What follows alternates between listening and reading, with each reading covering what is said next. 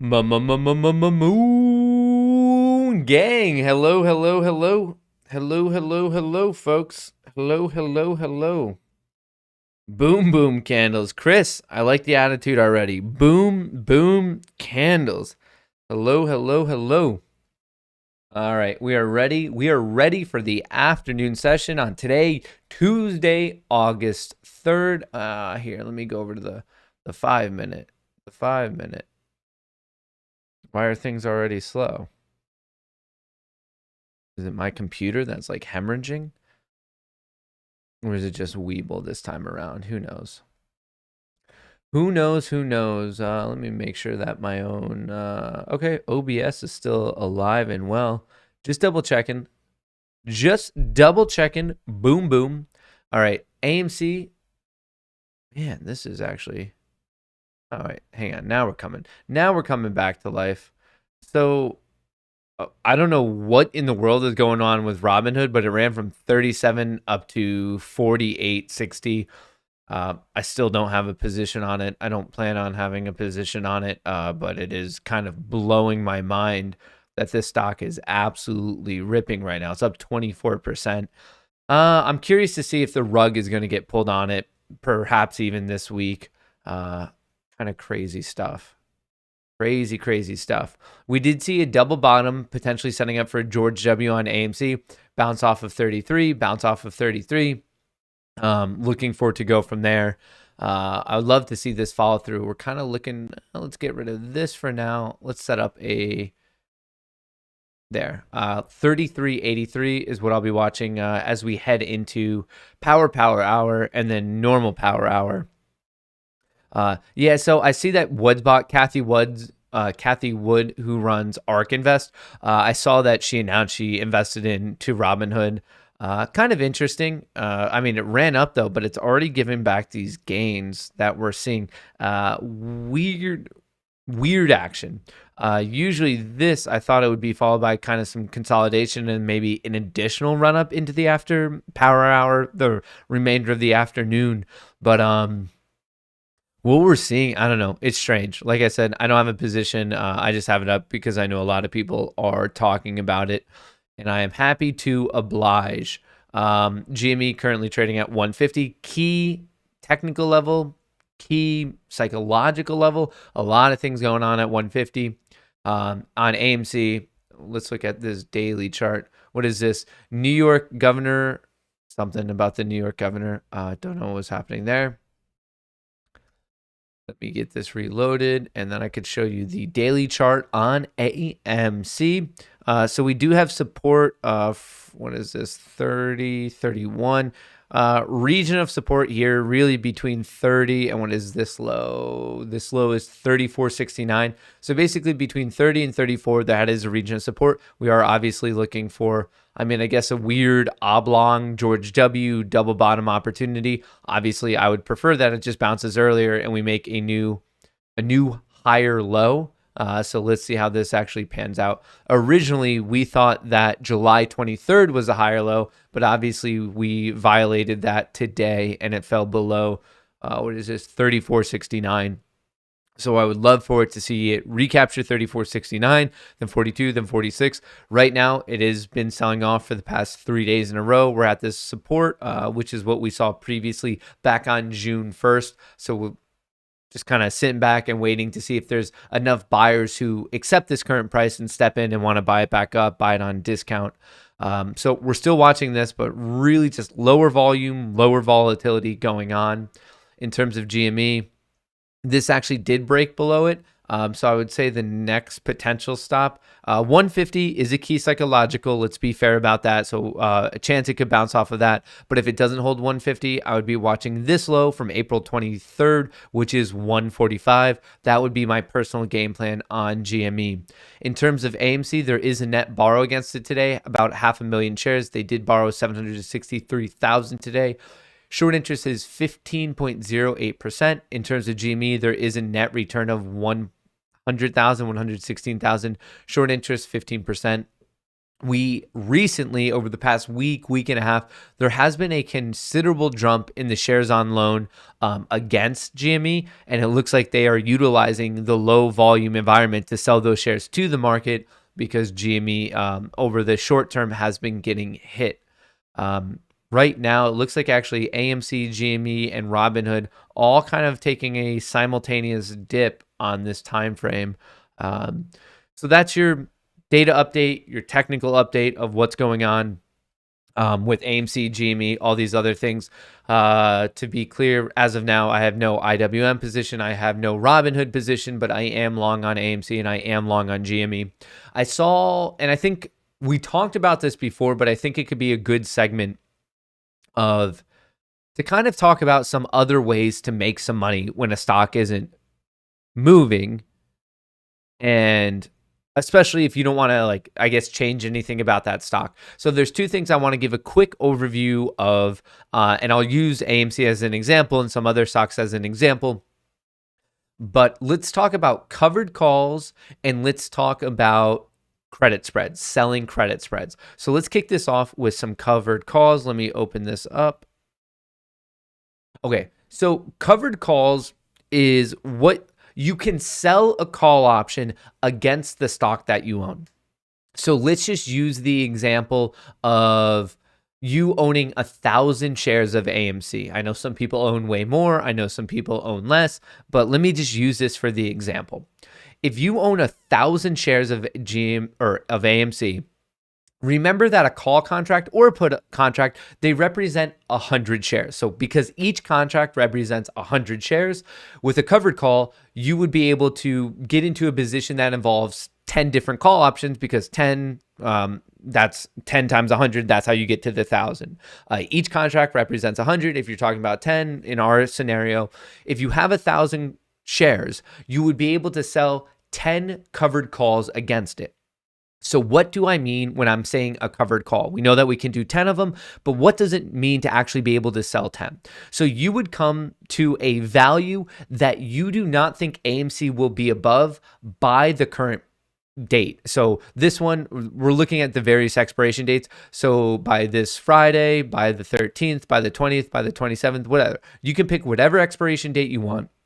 And the entire concept is you could sell a call against it. And as long as it's at or below that value by the day of expiration, you keep the premium and you keep your shares. That's how you keep your maximum profit. So for example, let's scroll down and let's say that by this Friday, August 6th, you don't think that AMC will be above $50. It might be, and that's the risk. Obviously, this thing could squeeze on like a moment's notice, but I'm just trying to illustrate covered calls. Like, I'm not saying to do it with AMC. I'm saying you could do this with any stock, and I'm just using AMC as an example because many people are interested in AMC.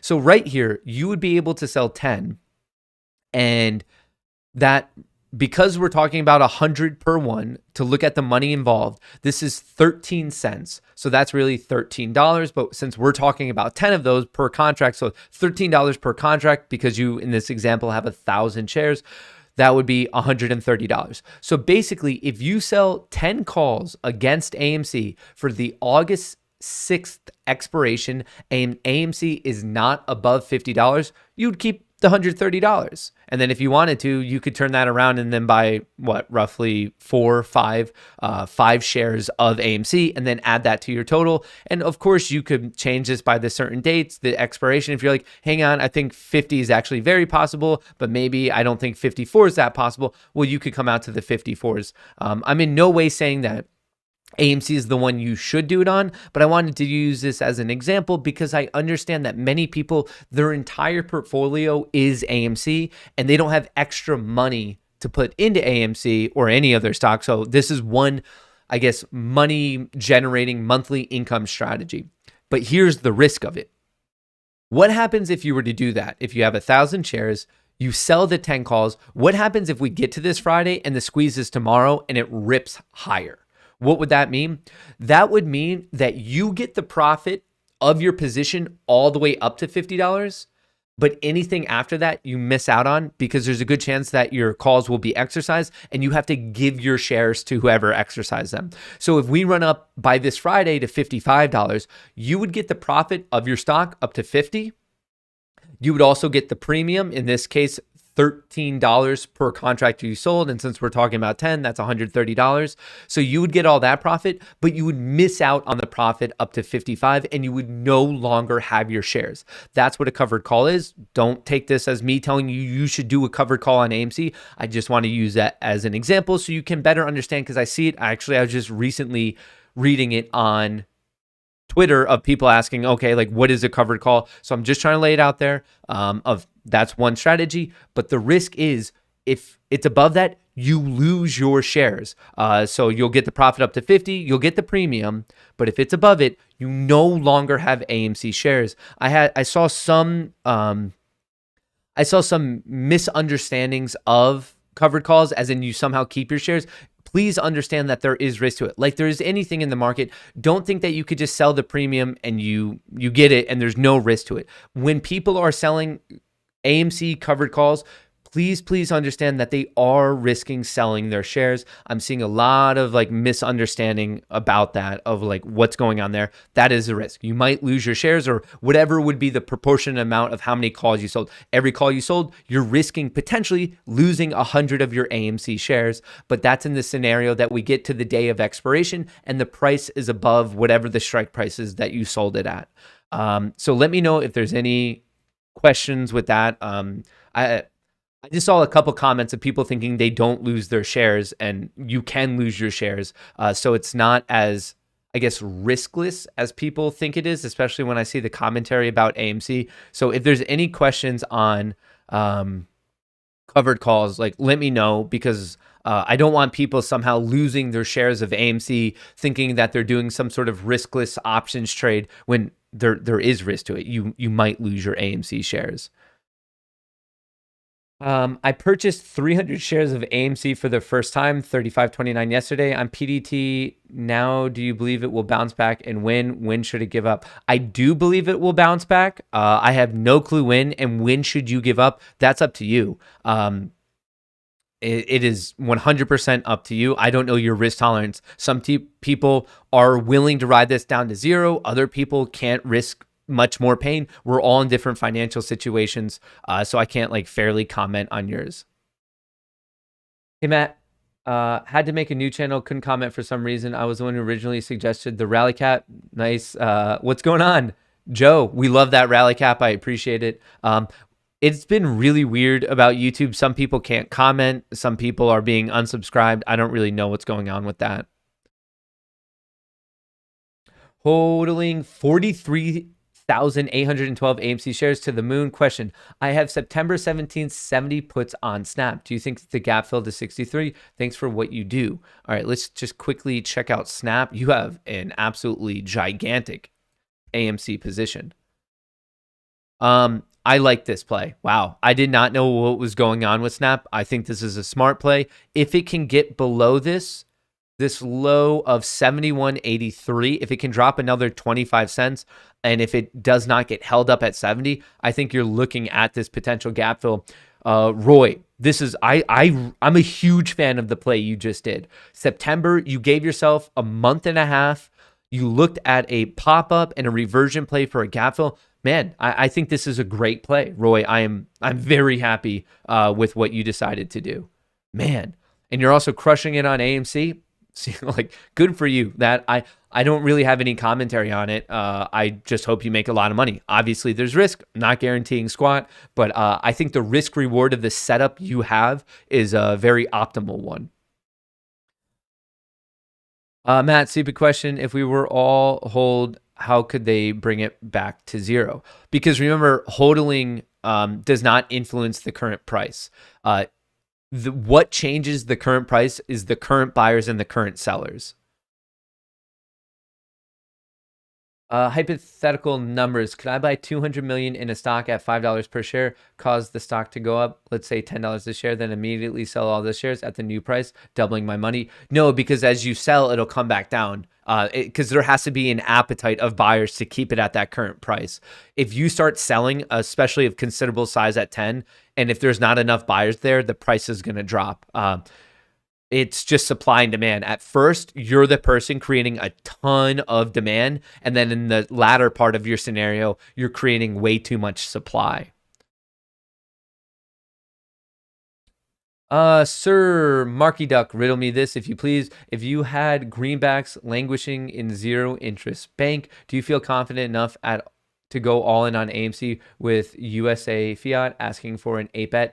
Katie, this kind of comes back to the other thing. I know my financial situation, and that is all I can like really fairly comment on. I mean, in reality, folks, I mean, I don't know your financial situations. For me, I'm at the point in my life, I'm not married, I don't have kids. As long as I can pay my rent, my internet bill, and afford Cheez-Its, that's about it. I don't have much overhead in my life, and just where I'm at in my life, it affords me the ability to take much more risk. That's where I'm at, and that's not where everyone's at. Other people can take even more risk than me, and then some of you listening cannot take that risk because you have responsibility outside of eating Cheez-Its and paying your rent. So I can tell you my thoughts and how I would handle things, but understand that my strategy is a lot more risk. It's a lot more bold because that's just where I'm at in my life. So I am not saying my strategy and my methodology is good for everyone. There's some trades that I make a lot of money, yes, but there's also trades that I lose a lot of money. It's just I'm a high risk to reward trader, and I am in no way pitching that concept as being a viable concept for everyone listening right now.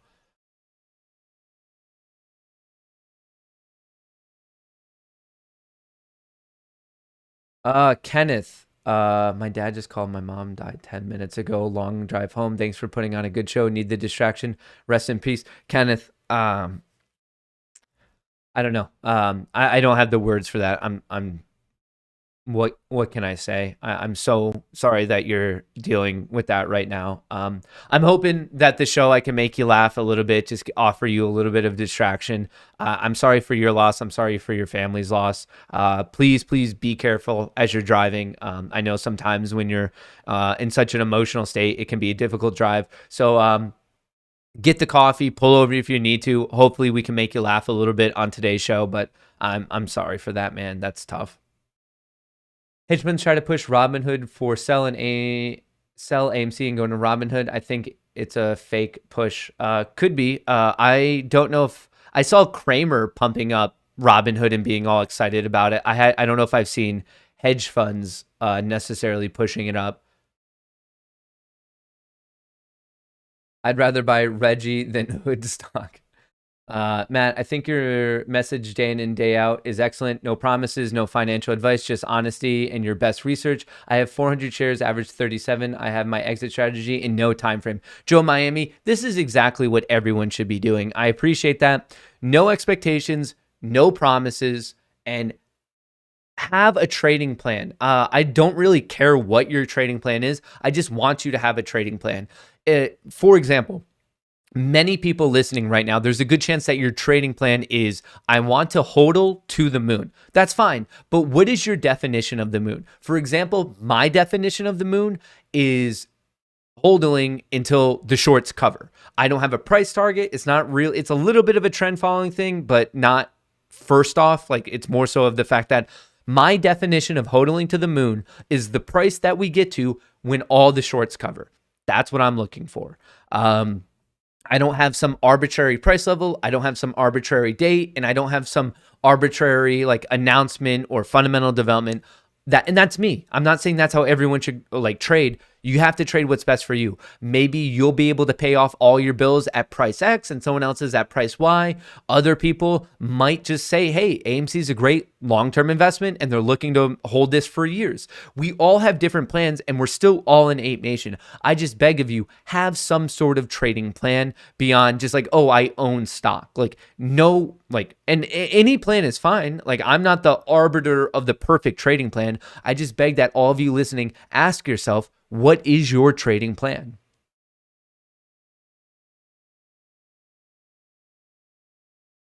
What happens when you buy put options, then exercise them on the Robinhood platform? They don't allow shorting on Robinhood, not shorting AMC. So when you buy a call, that is your contract. That is a legal obligation for you to get 100 shares per contract at a certain price. A put is the exact opposite. That's your legal right to sell stock at whatever stock the put's related to at a certain price on or before a certain date. So a call is for you buying stock and a put is for you selling stock.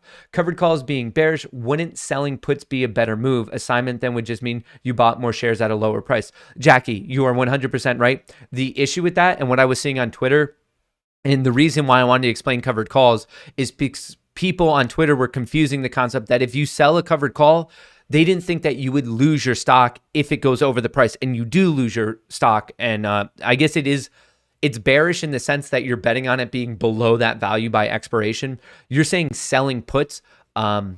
Selling puts, you have to have extra capital in your account when you don't have to do that with covered calls. With covered calls, you just have to already own the stock. With selling a put, you have to have the money in your account. So selling calls, stock in your account, selling puts, cash in your account. And not everyone has free cash in their account because they're already fully leveraged on AMC. Matt, can you listen to my song Diamond Hands? Aaron, yeah, could you like DM me the link or something along those lines?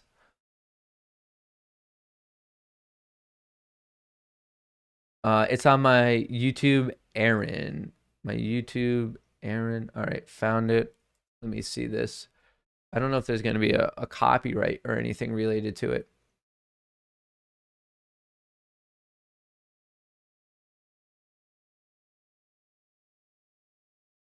All right, Diamond Hands.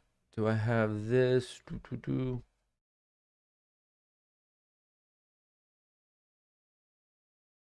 Why is this not working?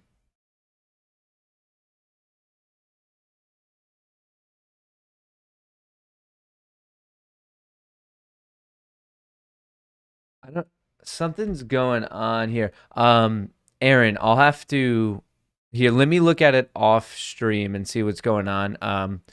But if it's cool, yeah, like I'd like your permission to play it, and then I'll kind of go from there. Maybe tomorrow or something like that if I could get it figured out. Trying to run up my first reversion play with $40 puts on the month of ARCT, bought at 45, risk 46. ARCT. ARCT.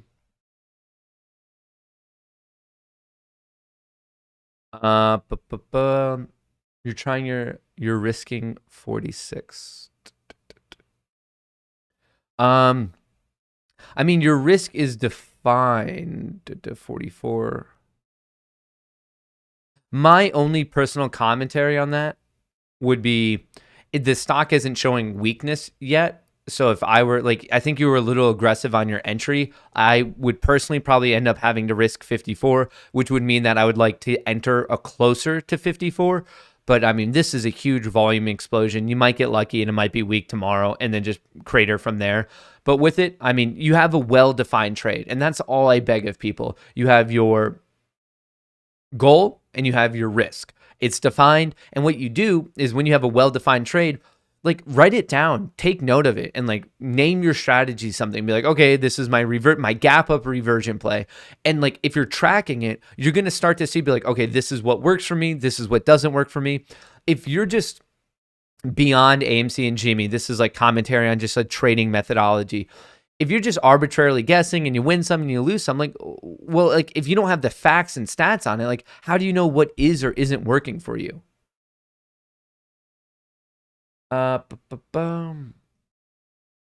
Everyone register their shares. Oh, are you talking about the vote thing? Rent and cheese it sounds like the life.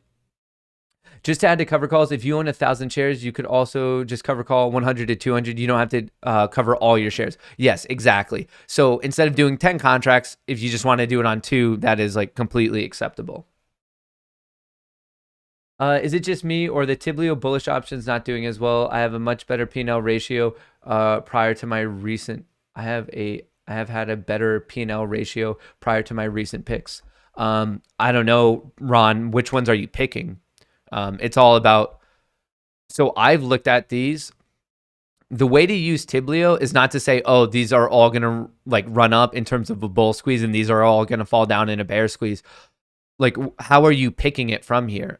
For me, I like to see where the money's coming in the big money. I have no idea about your methodology. Like if you're just arbitrarily picking one, I don't know about that. So for me, the way I like to do it is see where the most money is, and then I like to look at the charts. And there's many times where I just don't see anything on the day, so it's not a trade. But you should not think that Tiblio is saying all of these are about to run up and all the bear ones are about to squeeze. That is a very improper way to use Tiblio. And this comes back to, you still have to have some sort of methodology. Like, is your methodology just picking the biggest open interest and going with that? Like, it might work. But with that, I like to add on another filter of, do I like the chart? But overall, remember, Tiblio's bread and butter is the short credit spreads, which it kind of relates to covered calls. I think this is a good time to talk about it. So a short credit spread involves two options, either two calls or two puts. You sell a call and then buy a call, or you sell a put and then buy a put. No matter if you're trading at this value, you sell that one that's closer, the closer call or the closer put, and then you buy the one that's farther away. So since you're dealing with two calls and two puts, your puts would be on the bottom, your calls would be on the top. And you would only do one of these, but you could do it with a call or a put. That's why I'm explaining both. You sell the one that's closer to the current price, and you buy the one that's farther away. Or another way to say that is, no matter if you're looking at the calls or the puts on Tiblio, you sell the first number and you buy the second number. Sell the first number, buy the second number. Either two calls or two puts. You do not mix calls and puts. Obviously, both of them would have the exact same expiration date. So for example, this is an Apple call for September 3rd. If you believe that Apple will be below 155 by September 3rd, you would sell the 155, buy the 160, and your total max return is 63, your total max loss is 437, and your percentage of profitability, not necessarily your max return, but just your percentage of profitability, would be 77%. I personally like those odds. I don't know if I would particularly do this one with Apple, just because Apple's been strong lately. And I know when we get to September, they have like their Apple announcements and events. So I don't know if I would do this particular one just because of what I know with the company. But just in general, that's how you look at this: POP, max return. And from there, you sell the first number, you buy the second number. In terms of a call, you make your max profit if you're below 155 by this date. In terms of a put, you would make your max profit if you're above the first number by the expiration date. Once again, credit spreads are Tiblio's bread and butter. This platform is $25 a month. If you use the link in the description, you get a discount, like a 10% discount. You also get a bigger discount if you do the yearly sign up, and you also get a 30-day money back guarantee if you use the link in the description. But overall, as you can see, I mean, right here, you could pay for a year of Tiblio with this one trade. You could literally pay off a year of it, or close to a year, if you think ISRG will be below 1,040 and your percentage of profitability is 83%, you are making 252, risking 748, max return of 24%. Let's check this out. ISRG. This thing is trucking. I don't know what this is doing. I mean, that's hard to bet against, but the RSI is so blown out. All right. You folks don't have to do it, but here, I'll do it. So that's a good way for us to track it, of like what is or isn't going on. Let me see if I can execute this trade. Let me see if I can ISRG, August 20th. So that's in about 17 days. Why can I not get into my profile?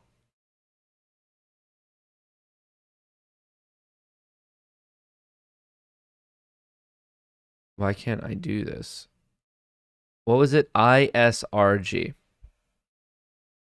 No clue what this company does. Trade options. All right, so August 20th, it said to sell the 1040. I just want to tell you guys what the spread is on it.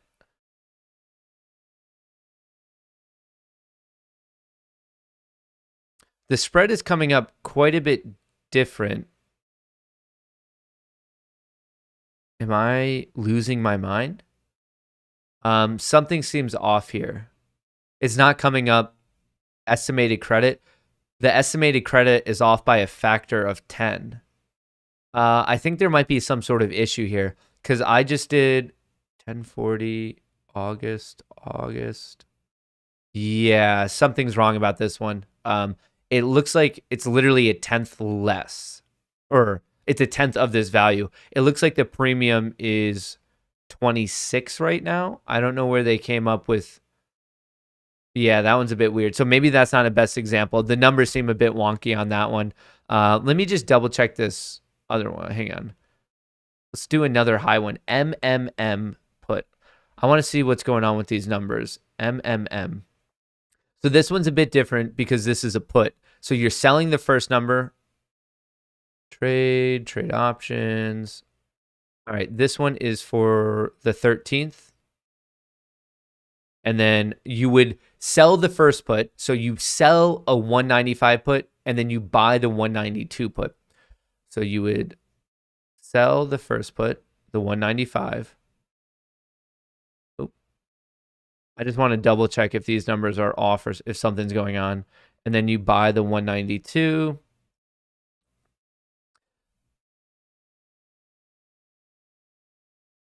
Am I like losing my mind? Do I just need to reload this? Because the numbers are looking very, very different on my end. Oh, that's why, because I didn't reload the page. So that was from early this morning. This is why. Okay. Make sure if you have your Tiblio open, it is updating throughout the day. Very good reason to update it. Update your page. All right. This one is for August 30th. We're looking at the NASDAQ. So remember, with this spread, you would sell the first one, you buy the second one, and to get your max money by this date, you want it below the first number. So this one is 375. And you're selling a call. I just want to now double check this out of my own curiosity.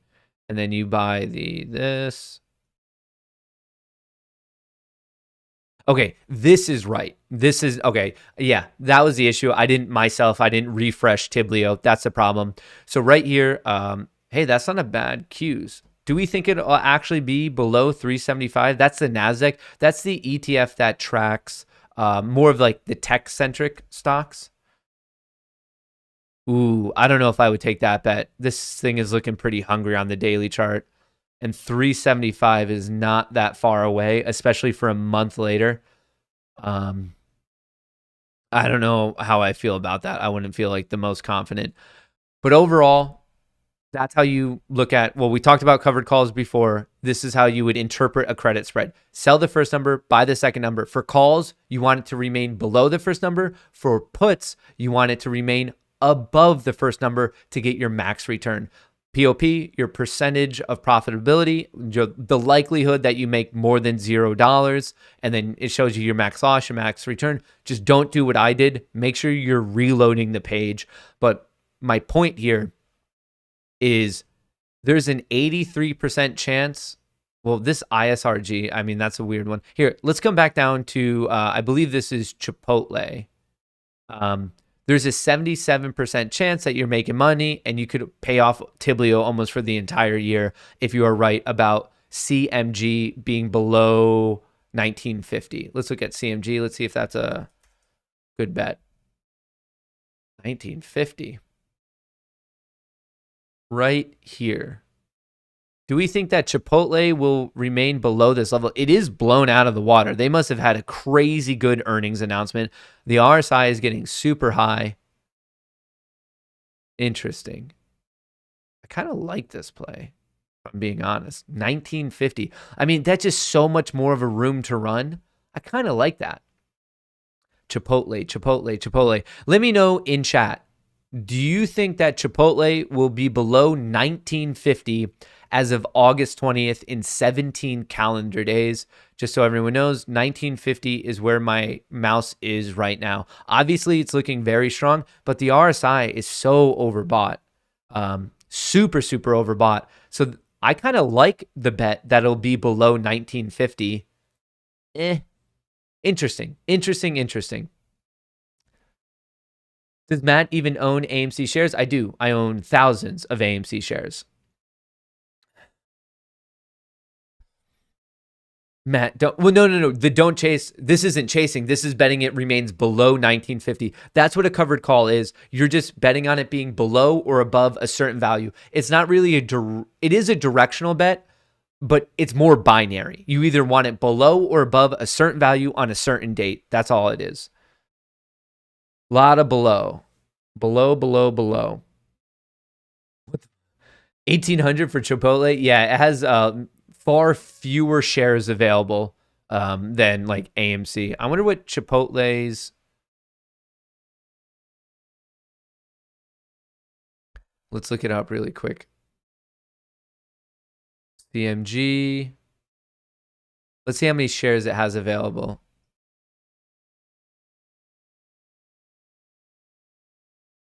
Chipotle, yeah, there's only 28 million shares out there. Right here, outstanding shares. So far fewer shares than AMC, actually even fewer shares than GME.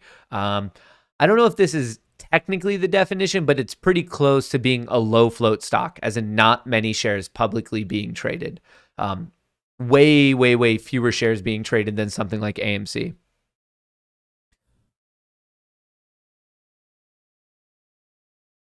Someone just said, holy guacamole.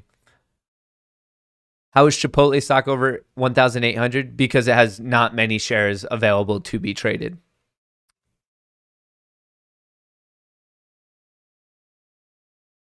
Counted about 3 million AMC verified shares so far on Say Technologies. Wait, how did you count those though? Verified shares. Remember, you can only look at one question. You don't want to add up the individual questions because you can vote on the different ones. I believe the main one that people are utilizing is that first one about the dividend. If you feel comfortable with like logging into your account, which I personally plan on doing myself tonight to vote, because I think it's a good piece of information for us to know. But I understand some people have some just like hesitations about giving that information away, of questioning who's looking at it. And that's fair. If you have hesitations, that's fine. I don't want anyone to feel pressured into logging in and voting.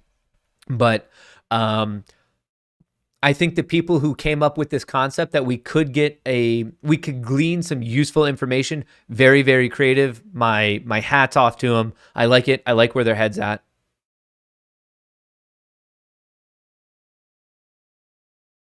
What happened to CCIV? I can't trade it on Webull and Ameritrade because it went over to LCID. Remember there was a ticker change from Churchill Capital to Lucid Motors. Can we take a look at Tough Built? Thoughts on the stock? Gap ups, gap downs. They did recently get into Home Depot, Lowe's, and Harbor Freight stores. Not financial advice. Thanks for all you do, brother.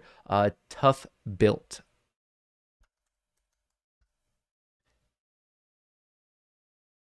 Tough Built Industries. I think this is it. TBLT. Is it a different Tough Built? If it's just, I mean, I personally really don't like messing around with penny stocks. If you are a fan of their product and if you see a good fundamental value, I just personally don't mess around with penny stocks. And it looks like all iterations of this stock are a penny stock. If you guys think that it's unregulated and messed up on a normal like market, the New York Stock Exchange, the NASDAQ, the gray market where a lot of these penny stocks are, you're going to be very unhappy with the amount of manipulation and lack of regulation. I actively don't trade gray market penny stocks because of that. Like just the craziest stuff happens and it's just not worth it to me to like even risk that money.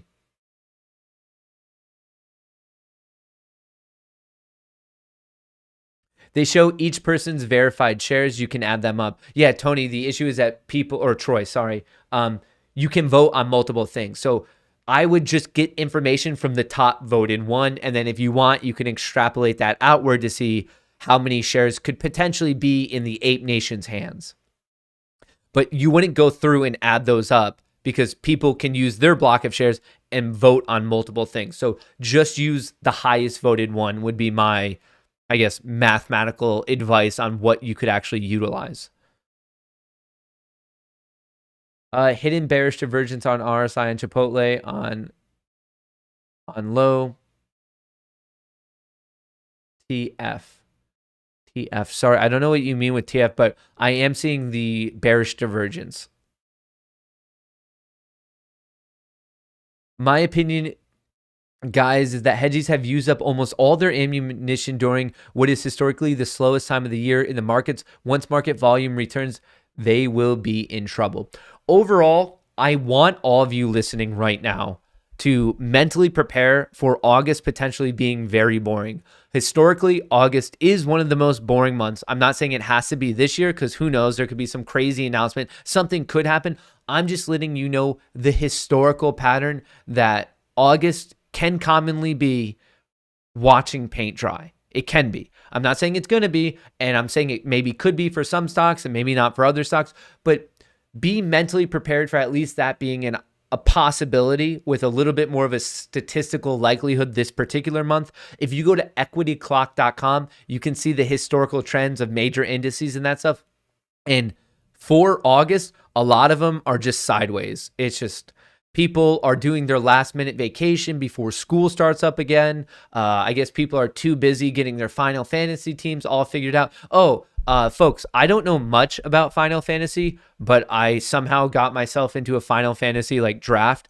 I would love if you guys could help me. I need some sort of football expert out there to help me run my team because I need to beat my friends and I don't have much football knowledge. But before, I don't want to get too far into that. But anyway, so if there's some sort of football expert out there, let me know. Matt, if you were a farmer in a farmer market in the fruit section and you got attacked by a hedgie, what one fruit would you grab to defend yourself? Oh, easily did I say Final Fantasy? Final football? This shows how much of my knowledge of fantasy football there is. Final Fantasy? Yeah, I'm in a Final Fantasy league. It's not a big deal. Just tell me who to draft. I drafted Saquon Barkley on my fantasy football finale team. Right there, I think that shows my knowledge of football. Right there, that even subliminally shows that I just don't know what I'm doing, and yet I somehow paid money to be in this league. But anyway, what fruit would I use to defend myself? Easy, pineapple. You grab it, and that's essentially a weapon. I don't even know if you could bring a pineapple onto a plane. Those things hurt. If you have a hard pineapple, yeah, that's easily what you go with. Or, I'm not here to pump up the honeydew industry ever, but honeydews can be hard. If you're strong enough to really huck a honeydew at someone, if you hit them in their center mass with a honeydew, they're going down. They are going down, down, down. What are your thoughts on Bb Blackberry? Let's check it out. I don't think it's a squeeze play by any means. And the stock itself looks pretty weak. It's just selling, popped up, sold, popped up, sold. If it can hold on to 950, you might be good. There could be a reversion. I'd look for the breakout of 11, but if it breaks below 960, 950, I think there's even more downside to it. Matt, come hang out with me. I have lots of Cheez-Its. Come hang out. We can be friends. I'll let you drive my Corolla. Matt's new RuneScape account. Love it. I played quarterback up till 8th grade, so I definitely know everything there needs to know about football. Give me the keys, Coach Kohrs.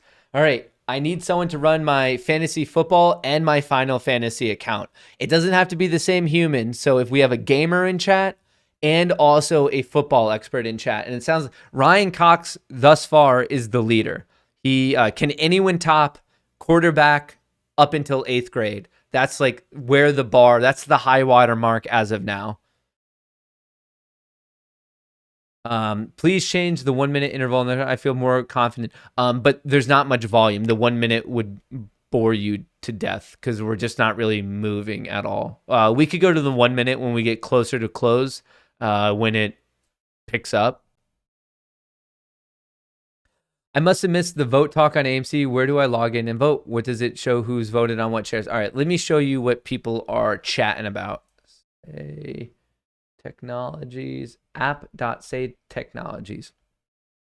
So here, and this was by no means me whatsoever, but some people out there, whoever deserves the credit, obviously deserves the credit. My hat off to you. What they realized is, so let me tell you a little bit of a story. And I don't know if this was intentional, but people are, did I tweet it? Don't forget to vote if you want your voice heard. So first of all, if you go to my Twitter, you can see the link. The link is right here. This is for the upcoming earnings call, which is Monday, August 9th. So in 6 days from now. So anyway, what Adam Aaron and the team has done has basically said, and just so you know, this is from the legitimate Adam Aaron account. This isn't some from like a rando out there.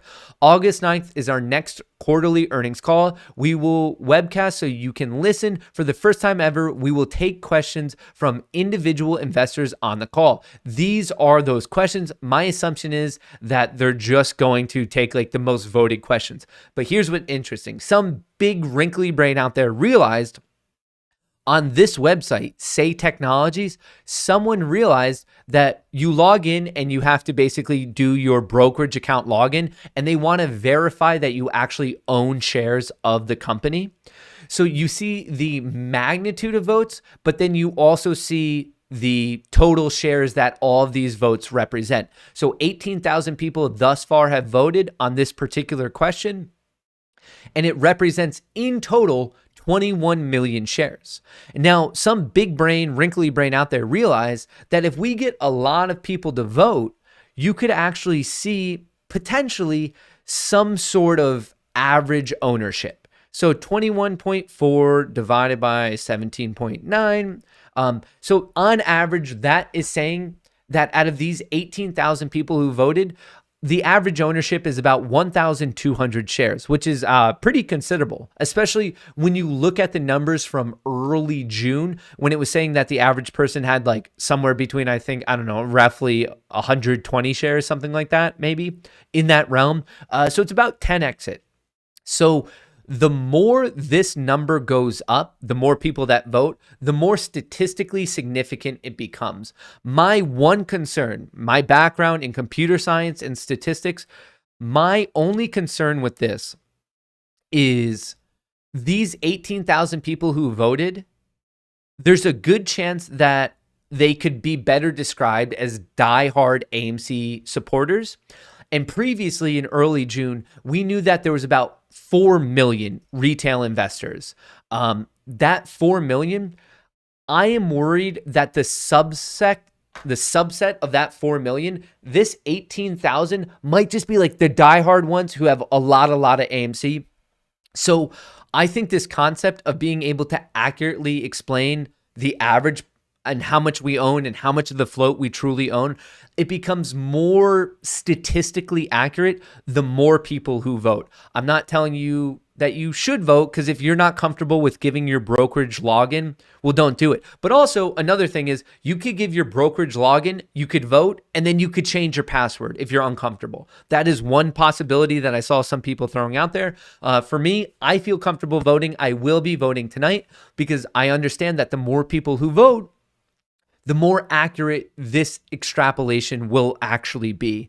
But my only concern is I think it might be slightly overestimating just because of what I explained, that I think the people who are voting are a bit more diehard. And out of that 4 million, remember, not all 4 million of those people were diehard apes. Some of them were just people who were like maybe excited in June and maybe they fell off the wagon. Maybe they didn't. I don't know. But this is one piece of, I don't know. It's a very creative way for us to get more information. And like I said, I think it's super, super creative. And I'm interested to see how big this number is and how big it'll go. But that's what people are doing. They're taking this number, the shares, divided by the total amount of votes. And then they're figuring out the average, and they're basically multiplying that by 4 million to see how much of the float related to AMC that Ape Nation might actually own.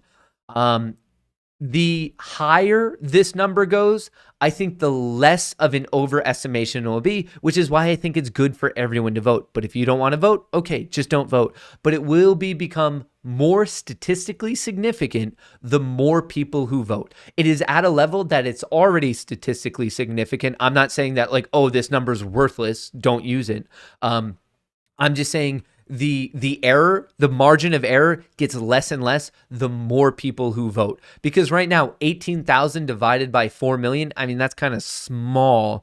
So I would prefer to see more votes. And what the good news is that a lot of people are still going to be voting. I mean, I think you can vote all the way up to Sunday. Someone asked, how do you vote? Go to my tweet, basically, and check that out. For those of you who own AMC on Webull, you're not going to see Webull when you try to create an account. You have to go through Apex. So create an account on Apex, link that to Webull, and then from there, you'll be able to vote through the Apex account, just so everyone knows.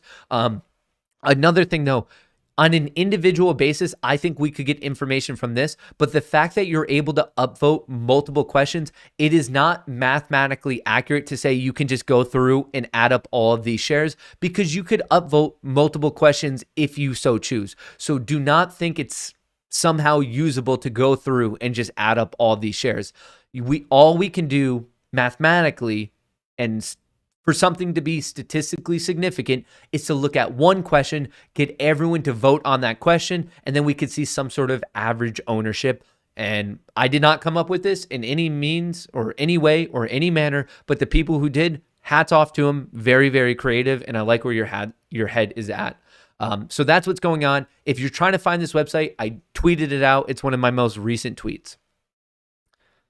But I get that there's concerns about having to give your brokerage login, and I get that. That's fair. We live in a day and age where there are hackers and issues related to that.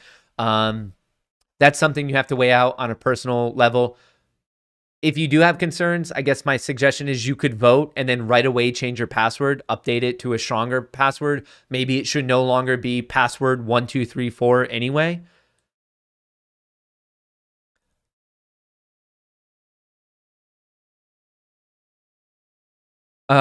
Watch my dad yell at the TV, put me in. Daniel, I like that. I like the enthusiasm. Just tuned in. Sorry if you have covered this already, but what do you think about XALA daily chart? I like it. It's looking strong. You're kind of looking for that breakout in like the mid threes. Matt, I have access to Say Technologies vote through Cash App, but I only have 578, 15 verified shares on Cash App, and another 576 on TD. Just FYI, only about half of my shares. Yeah, so that's some of the issues. People own shares in various accounts, and I understand that. I'm sure there's maybe through TD, that's another way you might be able to log in through Apex. I know a lot of people own shares on Webull, and I know you have to go through Apex at least on that one. How did you know my password? What else do we have? Shout out Tanner, shout out Pat, shout out Daniel. One thing I want to show everyone, check out Roto Grinders and pay for the fantasy football info. They are legit for all fantasy. So I slept with the QB in high school. Does that count? Not a football advisor, but I got you. Calling it Final Fantasy is not a good sign. Yeah, I think the people who are doing it like think that I'm easy money, and let's be honest, I probably am easy money, but who knows? Who knows? I think I trust in my luck. Some people were messaging me that they didn't know how to hang out in the lo-fi stream for midday. If you still want to talk with people and listen to some background music, that's what this is for. Matt Kohrs clips. Right now, here's the duck emoji of me. So if you're listening right now and you're like, right, I mean, here's the stream that ended. It's just basically some lo-fi music, and we're streaming the charts, and you can talk to people, share ideas. And then we also clip some of the things, like these things right here are are from the interview with Dave Lauer, just specific questions. So you can learn about dark pools, you can learn about naked shorting. This is the field trip. Like, it's just clips from the live stream, it's clips from interviews, and then it's also live streaming lo-fi music when I'm not here doing this show with you. This one is funny. Who's that hedgy? I would be curious, before you actually watch it, if you click on this video, just from the silhouette alone, can you like type in your comment before you actually watch the video? Like, no cheating. But we had a lot of Pokemon inspiration for this particular thumbnail. But overall, it's Matt Kohrs clips. It's this picture, just so everyone knows. Who's that hedgy? Whoa, Cardano is moving. I am in Cardano. And I wonder if I'm positive on the position. I'm going to let everyone know my crypto investments just so we're all on the same page. Because usually with my stocks, I'm like, hey, I'm in that. Just so you know, if I do have some sort of inherent bias that I don't even know I have. All right, so I will tell you, I am in, how do I see my account? I am in Bitcoin, I am in Ethereum, I am in Cardano, I am in Dogecoin, I am in Litecoin, I am in VeChain, and I am in Algorand, and I am also in Hex. Overall,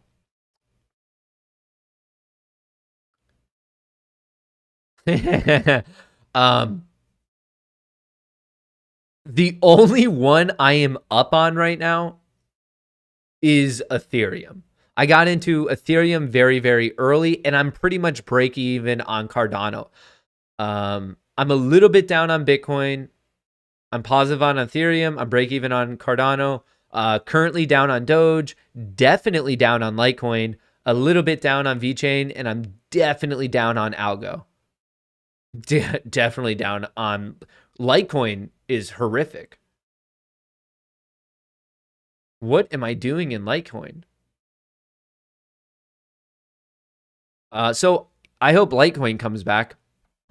No XRP. I don't have XRP, but that's not because I dislike it. It's just because that was on Voyager, and Voyager does not offer XRP. I'm told one of the best places to get XRP is Uphold, and maybe Binance or something. Can you recommend a book/course to learn technicals? Ryan, yeah, I would recommend some of the books. My favorite books I've read are in the description of the video. You forgot XRP. No, folks, I like XRP. It's just, it's not offered to me on Voyager. It's not offered to me on Coinbase. It's not offered to me on Gemini. It's just a little bit more difficult to actually get. We need a lawyer led by Matt Kohrs AMC. Seeing how the lawyer thing recently played out with AMC, if I'm being very honest and frank with you, it just involves too much hate. The hate that Wes Christian got, the hate that Chad got. I don't know if I want to dip my toe into that water, really. Everyone just said Binance is delisted XRP. Yeah, XRP is not the easiest one to get. I know a lot of people are going to come out here and like give me some hate and tell me that it's a complete scam.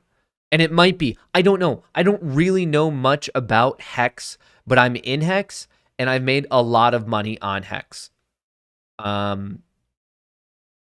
Is this right? Yeah, so a guy who I know who runs like, he's an oil trader. He's like, dude, you got to look at Hex. It is a I believe it's the only completed crypto project, and it's basically like a CD, like CDs from a bank, like those really boring things. Someone took CDs and they basically put them on the blockchain, I guess. I don't know. And I get it. There's a lot of people who hate Hex. I'm trying to be fully transparent. If you're looking at Hex, understand there are many, many people out there who think it is a complete scam. I need to be, I just bought it because he's like, yo, dude, you should buy this. And I was like, oh, like, it's fun. It's a YOLO play. That's all I like. I need you to be careful with it because it could be a scam. I don't know how to be more clear about that. I got in at 8 cents right in mid-June. I don't know, maybe somewhere in here. I'm in at 8 cents. If you ask me, how do you check your hex position? I'm not really sure. You have to have this like MetaMask thing, and then you have to remember all these words and blah, blah, blah. And I kind of feel like Dora the Explorer. Whenever I'm trying to see my hex position, it's not the easiest thing. I need a monkey. I need a monkey named Boots. I need a map. I need to speak a little Spanish. I don't know. It's very difficult to see my hex position, but I know I got in at 8 cents and I know it's trading at 13 cents. And that's pretty much it. So I don't know what's going on. I staked it. I ended up staking it for 5,000 days, and I didn't realize how many years that is. So I need to clarify that I'm not trading my hex because I ended up staking it for like 15 years or something. Matt Kohrs is a boomer and a Greg. Come on, that's mean. Imagine how I'm gonna feel.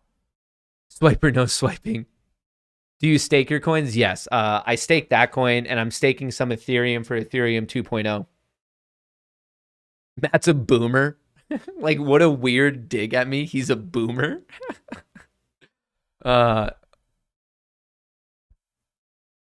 Backpack. Interesting. According to Monte Carlo simulations and Python, average price next 30 days, 32.74, 60 days, 34.99, 90 days, 41, 120 days, 34. Interesting. Do you like Polkadot or Solana? Thanks for all you do. So I do like Solana, if I'm pronouncing that right. But I get a lot of my crypto knowledge from BitBoy and Cryptos R Us. So I know Cryptos R Us has said some pretty positive things on Solana. So I'm in that, mainly because I was like, oh, hey, like he seems to get some, but he also was pretty, at one point, he hated Litecoin, I think because he really dislikes the creator of it, I believe. And then, so I was like, oh, I'll get into Litecoin, and Litecoin is losing me a lot of money right now. Boomer here, it could be worse. But overall, I want to make this clear. My crypto investments, I buy it and then I just kind of forget about it. I'm not actively trading it. The way I view it is a decade, 2 decades from now, I'll either be a wealthy man from it or I won't be. Do you have to make an Apex account first on Apex Clearing website? Yes, you do, to do it. Boomers have gone full circle. What do you think about XY Oracle coin? King, I have no clue about it. Motley Fool posted a story today, says AMC is down because we're losing our resolve. I bought more shares. Scotty hitting them back. I mean, when people like the Motley, like it's so blatantly obvious that the Motley Fool like just hates us. I mean, I guess we can make the allegations that they're being bought off or something, but like Motley Fool just like obviously hates our community, like with a burning passion, and they're just led by that Sean Williams fella, Sean Williams. I don't know. I don't get it. Hang on. What did? Ooh, a deleted message. What did he say? Matt sold his position. That's actually factually wrong. I have not sold my position. I have thousands of shares of AMC. Obviously, I have less of GME because it's a more expensive stock. I am long on AMC. I am long on GME. I don't know. I know to anyone who listens to me, you're like, well, why are you clarifying it? I'm literally just clarifying it for the new apes, so they know not to just trust these pathetic keyboard warriors who have like nothing better to do with their life. My wife cheated on me 4 times and I still haven't left. What makes hedge funds think I'm going to leave? What? Oh, okay. I don't, Fernando. I don't know what to say, but I hope you understand that maybe you shouldn't be treated like that unless you're like okay with it. I don't know. Let me know if you need any relationship advice. By the way, I got a text from someone claiming to be you, Matt. Scotty, that wasn't me. I have not texted anyone claiming to be me.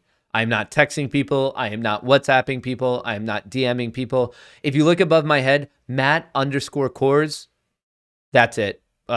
Twitter, Twitch, Instagram. I'm not reaching out to people. Like it's all these. Please don't get scammed.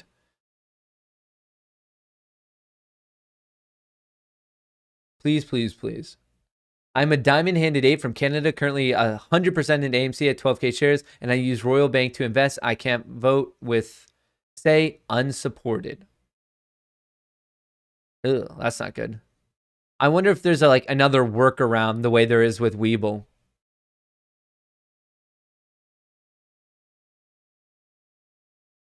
I can't believe someone got a text claiming to be me. Remember, folks, that my code word, if you want to know, unless like the bot is listening right now, here's how it goes.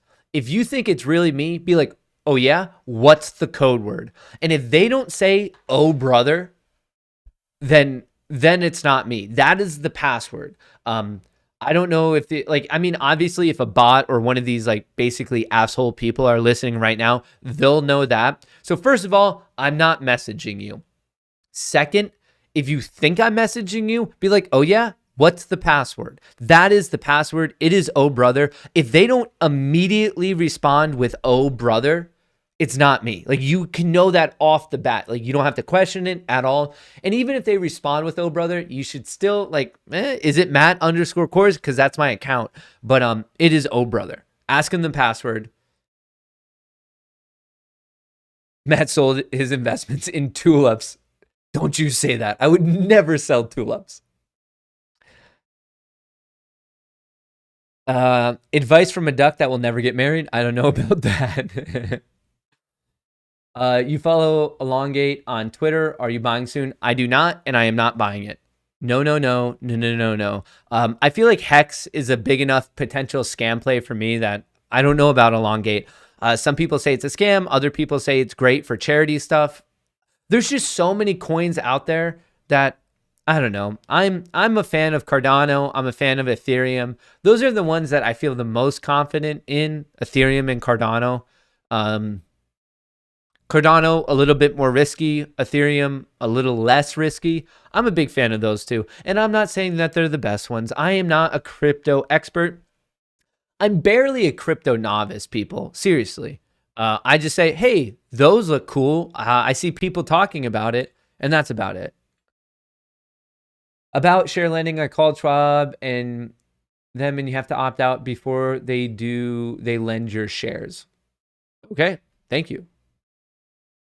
I'm sure you covered this already. Can you comment on GME joining the mid-cap 400? Any idea when those purchases would occur? It occurs like the day before, basically. Anyone can do it when they want. There's no like hard and fast rule, but typically you see a spike in volume for the buying like the day before. And I'm just going off historically what I saw on Tesla in 2020 when it got added to the S&P 500. There was a wave of buying like right before the market closed the day before. Any new borrowed or returned shares today? Let's look into it.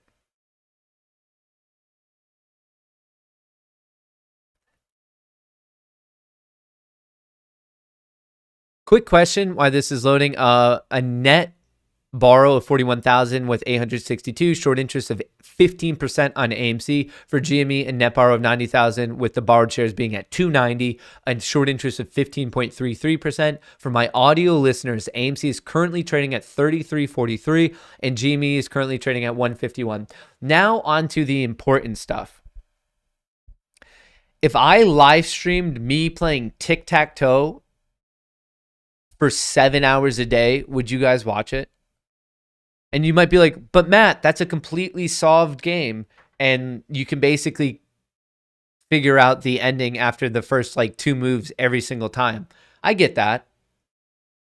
But if I played just tic-tac, like high stakes tic-tac-toe, $1,000 for every single game of tic-tac-toe.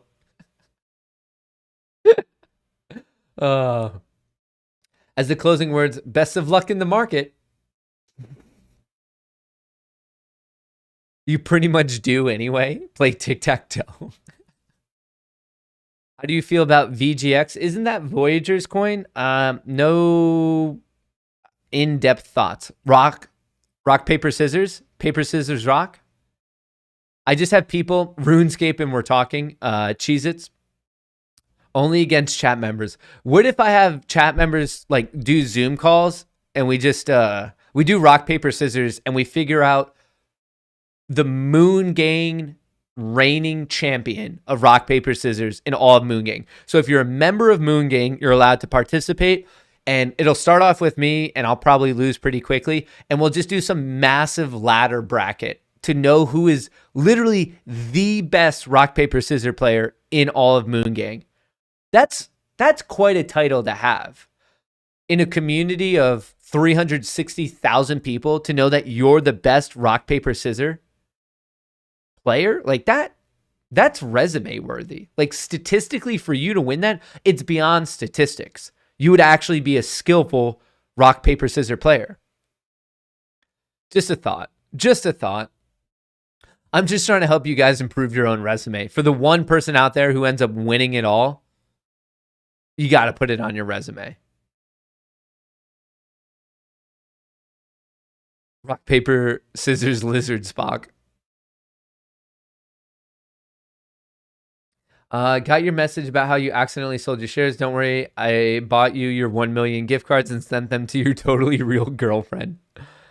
I'm going to be an angry ape if I buy more now and get a bigger discount later this week, and we come up with a price match strategy, please.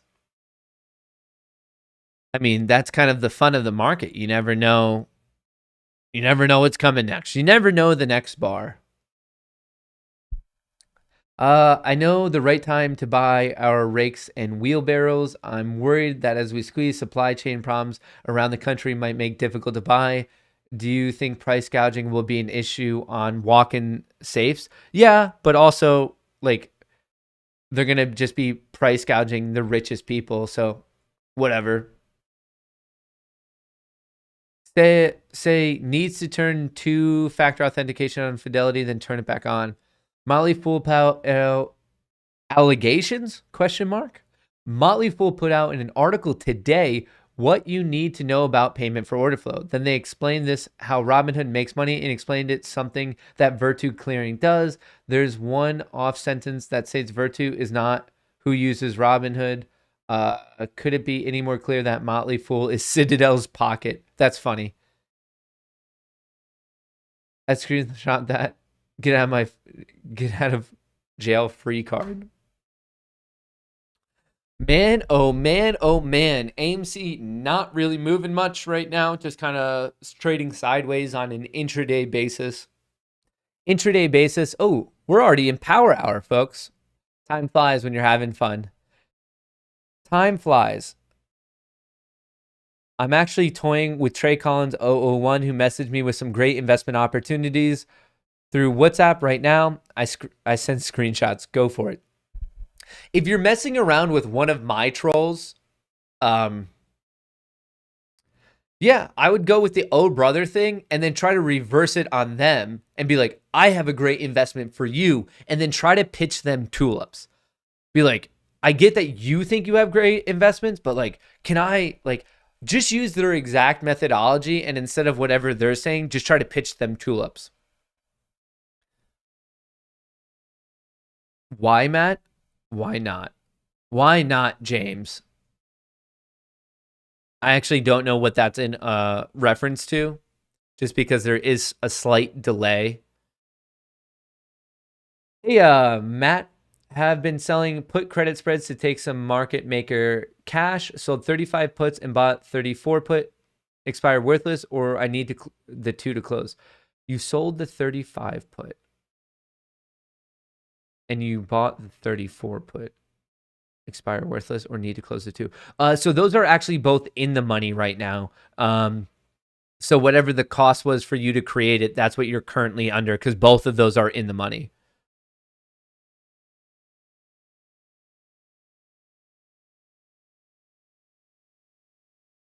Where on the say site do I actually vote? You do the upvote on the question you like the most.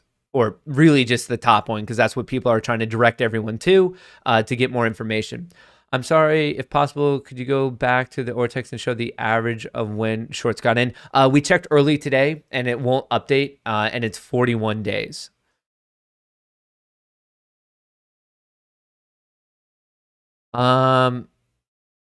Get Keen and Grace on tomorrow. I'm actually kind of working on getting more interviews with people outside of this community, just so we can have more knowledge. Like the Dave Lauer interview, it's a wealth of knowledge. That is the type of stuff that usually only insiders know about, or people who have studied the market for a lot of years, read books, talked to friends. The fact that Dave Lauer kind of sat down out of his own volition and shared all that information for an hour straight of stuff that people like are begging to know, it's absolutely phenomenal. If you want to learn more from a literal expert on dark pools and payment for order flow, one of the most outspoken opponents of payment for order flow, what it is, what it isn't, all of that stuff, I highly recommend you checking out that interview. And if you don't want to watch the full hour-long interview on the Matt Kohrs clips channels, we clipped some of the main questions, and we'll be clipping more just so you can get direct answers for like a 2, 3, 4, 5-minute clip if you don't have that much time. But the information in that interview is what everyone in Ape Nation should know. I mean, you don't have to take my word for it anymore. You can literally take the word of an expert who is outspoken, who left Citadel and has become like one of their number one enemies. Someone was joking, I saw in chat, that he's basically the Edward Snowden of Citadel. And I really like that analogy. But all these concepts of payment for order flow, like what it is, what it isn't, dark pools, does it not impact the price? All of that is in there. I asked him, I basically took all of the questions that you guys were asking on Twitter, the most commonly asked ones. I did my own research. I figured out how to like interweave it together in one like logical, I guess, interview without me just saying, hey, what about this? What about this? What about this? And honestly, my only regret about that interview with Dave Lauer is that we just didn't have more time. Even that, he went over. He was being very generous. He only had 45 free minutes, and he ended up talking with me for an hour. My only thing is like, I wish I set up a 2 or a 3 hour block with him, because all of this stuff, it's so in the weeds and it's so deep, and there's so many things to understand and establish. So when you're talking about those types of things, sometimes it like the thing that hinders you the most is legitimately just the time that I have available with them.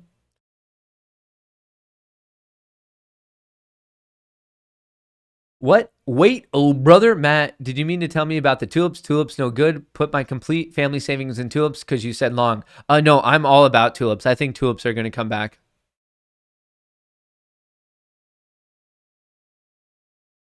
Someone said Keenan Grace is more energetic though. Okay, go watch him. Like I'm a fan of Keenan Grace. But you can't necessarily choose. Like when you have a literal expert, if your issues are his energy levels, okay, that it sucks to be you that you're like that picky about it. I don't know what to say. I think that's like one of the most childish responses you could possibly have. The point of this is education. Do I think Keenan Grace's energy levels are absolutely infectious? 100%. Do I think he has the market expertise of Dave Lauer? No, not at all. I mean, Dave Lauer is a legitimate expert who's worked in the industry for multiple decades and has since then been speaking to the literal U.S. government of how to improve the system. I don't. Your argument is like, but he's not energetic. Like, who? What? Are you kidding me? That's like the retort of a child.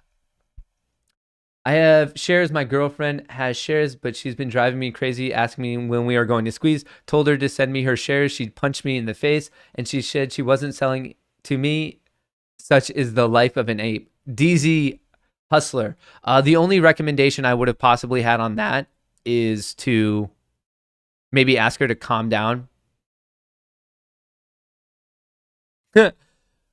I have proof that Matt Kohrs sold some of his AMC position after he fumbled his options. What? How? That's interesting because I have proof that I've bought more. I mean, that's my proof. Where do these sad, pathetic keyboard warriors come from, folks? Is there like a factory that creates them? Because I feel like there's more and more day in and day out. It's funny, as we go down or sideways, the FUD picks up at an exponential level. All these infiltrated people who like hate the AMC community, they'll speak illy against me, Keenan Grace, Trey, like the whole host, everyone. I don't have the time to list them all. But as soon as the stock rips, silence. Absolute silence. They crawl back into their little caves. Like, it's a Greg factory. It's so funny. They get emboldened when the stock drops a little bit, not realizing that so many of us got in like way below this value and we're just up on our positions in general. Like, blows my mind. Sucks to be you. So much fun. It's just like, it's a Greg factory. It's like someone has like a pod factory where they're creating all these Gregs.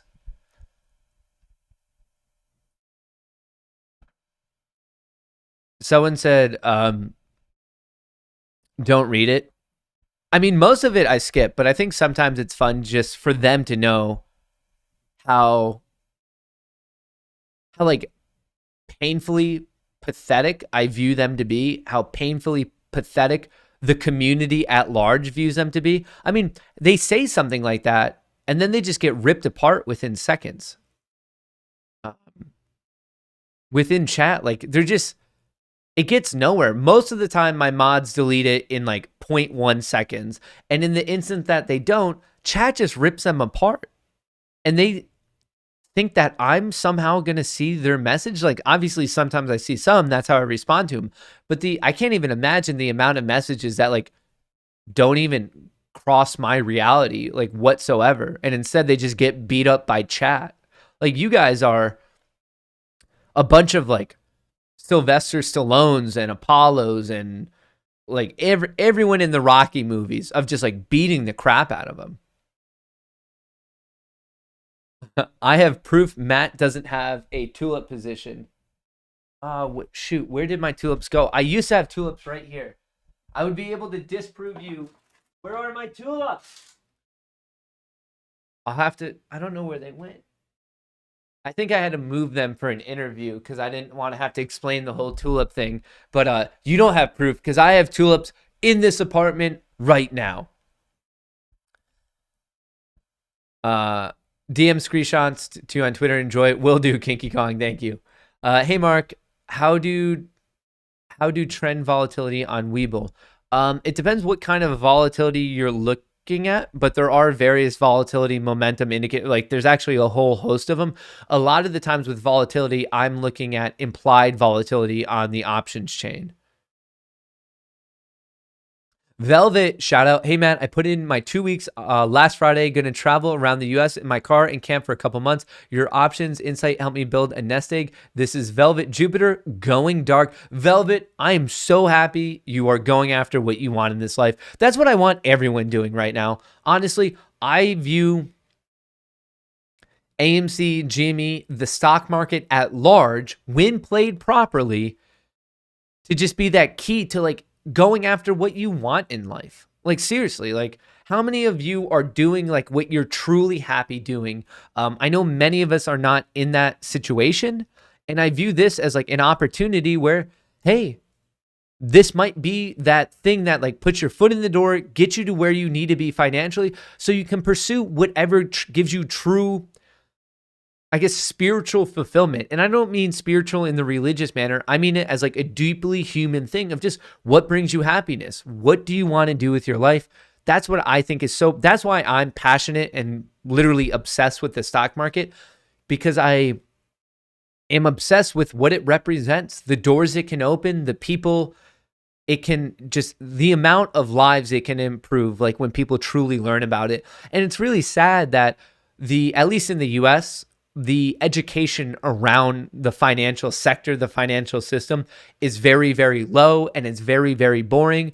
And that's what I want to change. I want people to learn about, like, I want everyone to at least be up to my level. I can only bring you up to my level. I can teach you what I know about stocks, options, crypto, futures, all that stuff in between. I can bring you up to my level, and then I hope you surpass me. That's my goal. I just want everyone to learn where I'm at, get better, and then have that financial backstop of the market so you can do whatever you want to do in your life.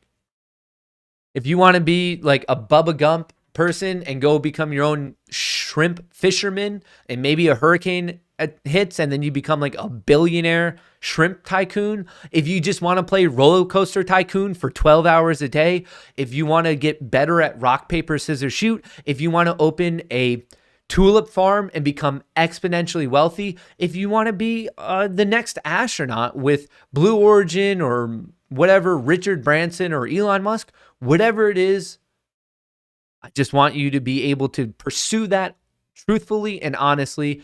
And a big hindrance in so many of our lives is the financial aspects of it.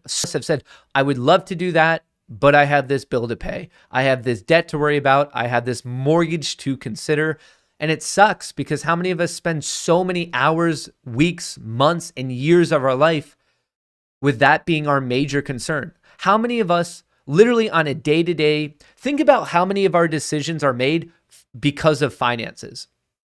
And that's why I've always thought that these billionaires and people who are financially independent, they're essentially aliens, because on a day-to-day basis, think about how many decisions you make exclusively because of the financial repercussions. You get up, did you go to work because you love work or because you needed that paycheck? Did you, like, there's so many decisions like we make like on that on a daily basis. Did you go to the grocery store and buy the groceries you actually wanted, or did you go for the knockoff brand because it was cheaper and that's what you could afford this particular week?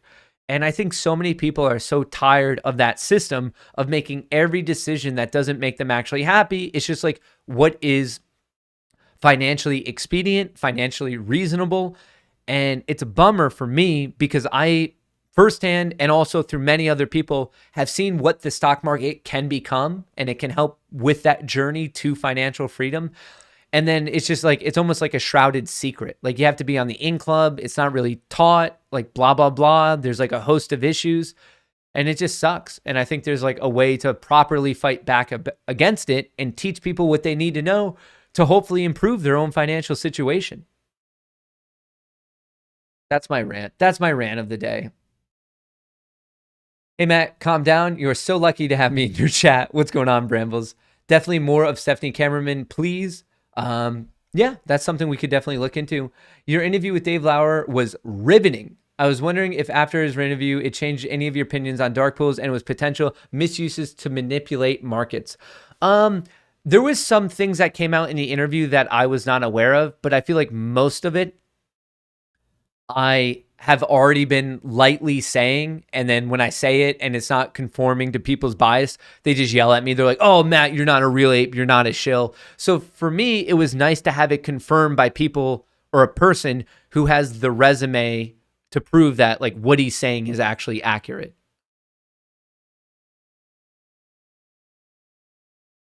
Is Say platform for voting legit or a scam? To what I know, it is legit. Like, I don't know why Adam Aron, the CEO of AMC, he tweeted it out. This wasn't some random person that came up with it. You don't have to follow the link from my Twitter. If you feel more comfortable, follow the link from Adam Aron's Twitter. I don't know why the CEO of a company such as AMC would put out a scam link. If you're that worried about it, I would recommend not voting. If you're kind of worried about it, why not vote and then change your password? I think there's a couple ways. Change your password and turn on your two-factor authentication. Honestly, everyone should have on two-factor authentication anyway. It's your money. So be more protective about it.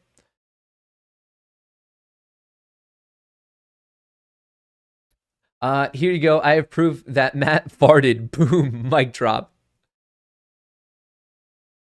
I just wanted I just want enough to pay off my car and student debt. If I'm super lucky, this will moon enough for me to pay off my wife's townhome. Good luck all. Shout out CJ. I mean, we all have our whys.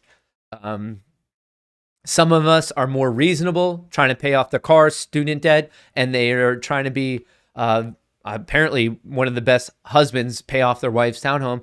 And then other of us just have the goal that we want to like corner and completely control in a monopolistic manner the entire tulips market. So some of us are a little bit more altruistic. Other of us are a little bit business oriented. But hey, whatever your reason is, unless your reason is to become a tulip competitor against me, I'm not quite on board with that. But if your reason is anything else, go for it. If you're like, hey, I just want to like get all this money, get a good diet, work out, do whatever you need to, get some cool tattoos, maybe buy a motorcycle to show that girl in middle school that broke your heart that like you're actually worth it and you're not a dweeb. Yeah, I think that's also a very real reason. And I'm not saying like maybe that's a bit specific and it's not like it happened to me at all. And like this entire thing has totally not become like a long held vendetta against Kelly, who didn't want to dance with me at the middle school dance. Like it's completely not that whatsoever. That's just like a random story. But my point is that we all have our own whys. We all have our own whys, and not all of them deal with showing Kelly in middle school that you're actually a cool person and not a dweeb. All right. Not all of us deal with that. It's a bit different. We all have.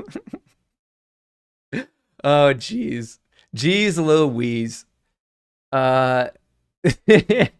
These FUD keyboard warriors are everywhere. YouTube forums, social media, trading platforms. Do you think that the hedge funds have bots programmed to spread negativity? I mean, possible. Like they have so much money and so many assets at their, I guess, beck and call that, yeah, for them to just pay some coder to be like, hey, make some of these bots, like totally possible.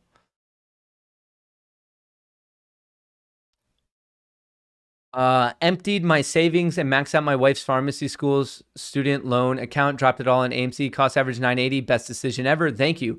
Mason, congratulations, you're up quite a bit. I'm just saying, obviously have some sort of exit. What is your exit? What is your definition of the moon? Please have some sort of trading plan.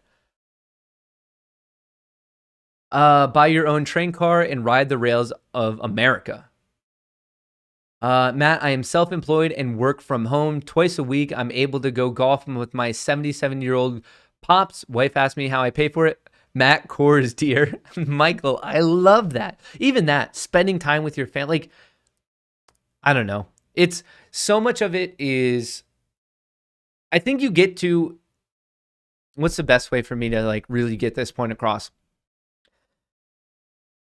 At some point in your life, and it's usually a very negative point in your life, like something will happen. And maybe you come to this realization and it's not negative, but just what I've seen anecdotally and what you kind of hear, the books I've read, the podcasts I've listened to, usually there is this point in your life that you realize you could get so much back. You can always make another paycheck. You could always do something, but the one thing you're not going to ever get back is time. So it's things like that of why I think financial freedom is so important. So right there, we have, I believe, an entrepreneur, self-employed, works from home, and uses his time, whatever that time is left, to go golfing with his father. That's something you're not going to get back. You could always get that next paycheck. You could always do whatever, but I think one of the coolest, legitimate things about financial freedom is you choose how you spend your time. We have a finite amount of time on this planet. Use it wisely.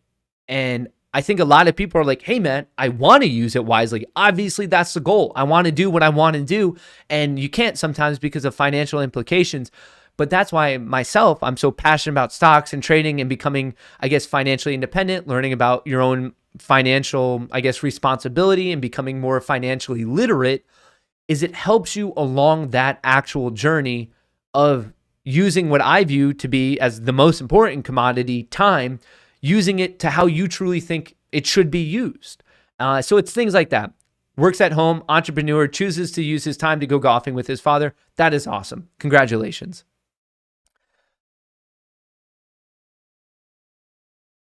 But Matt, calm down.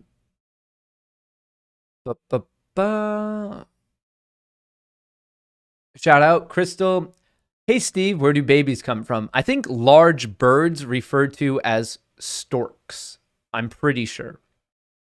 But it's a distraction and an inside job. Wake up, sheeple. Wait, that one doesn't work. FUD is a distraction and an inside job. Damn it, Greg. Get away from my keyboard. You suck at this. Buy my own train car and ride the rails of America. I don't care how rich I get. I will still eat ramen, fried spam, red beans, and rice and ketchup. Sammy's keep me humble. Trey's nipple OnlyFans. Very successful OnlyFans and still staying grounded. You love to hear it. You absolutely love to hear it. Why in the world would anyone involved in stock trading not listen to your yesterday's interview with Dave Lauer? There was so much to learn from. You def did a great job formulating the right questions and letting him talk. I appreciate that. That was the entire goal. I'm happy that you enjoyed it, Del Mundo. How does your totally real girlfriend feel about Kelly? I don't think she knows about her, honestly. That's just our secret between us and 10,000 people. Definitely just our secret. Don't tell her. Interview Kenny's exes. They'll never see it coming. I don't know how many of you have seen the movie The Campaign with Zach Galifianakis and Will Ferrell, but I don't want to give away any spoilers, but it's just obviously a comedy. I mean, it's Zach Galifianakis and Will Ferrell. And basically, they're in a political campaign against each other. And it's funny because the tactics they use on the other one just get wildly, comically out of hand. The way they choose, like, it's just making fun. It's like poking fun at our current political system. And I love your theory because it reminds me of that, of just taking this to be like way too personal. Like instead of pointing out the short interest on AMC, like I'm here just interviewing Ken Griffin's exes. Like just get like way, way too far out of hand in such a comical way.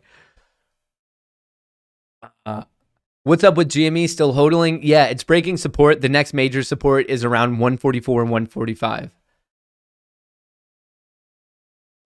Hey, Mark, I've been trying to reach you about your Corolla's extended warranty, a totally real warranty company. eToro not on the list. Europor with XXX shares. Sean, becoming an astronaut. Shout out to Sean, joining up, becoming an official member.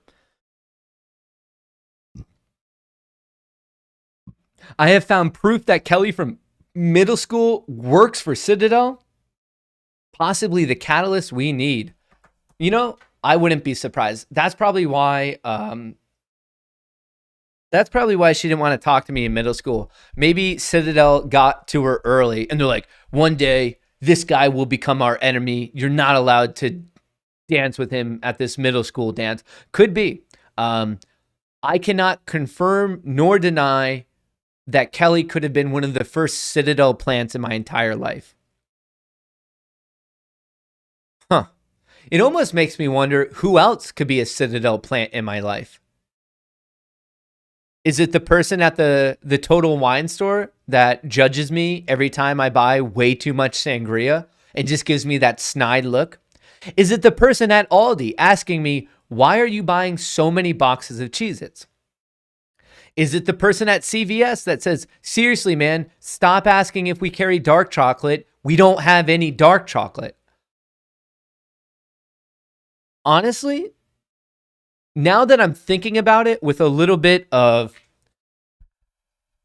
I guess, view, a little bit of more maturity now that a couple minutes have passed, I think they are all Citadel plants. Or that person at the Mexican restaurant near me that's like, seriously, sir, you're going to have to leave. You've had too many margaritas and you're starting to scare all of the other patrons. Sounds like a Citadel plant to me. Your mom. Sir, too many margaritas. You're being belligerent.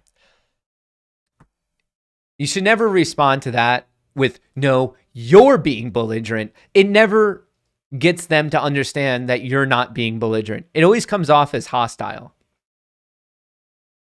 Tinfoil hat time. We need the green glasses with googly eyes, brother. To the moon. I got them right here. I'm just a people pleaser. This is for you, Jeff Geoff. Who came first in the planet before anything existed? A chicken or an egg? I feel like an egg.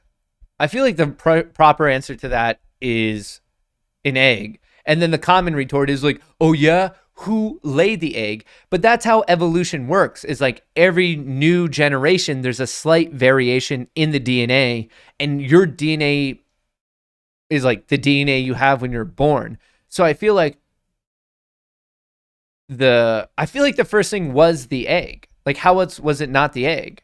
I know we're getting a little bit biological here, but I feel like it had to be the egg.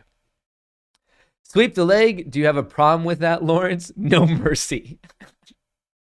Gregory Allen becoming a space ape. Oh, my graphic designers wanted, hang on. Does this work? Nope, that is not me. Nope.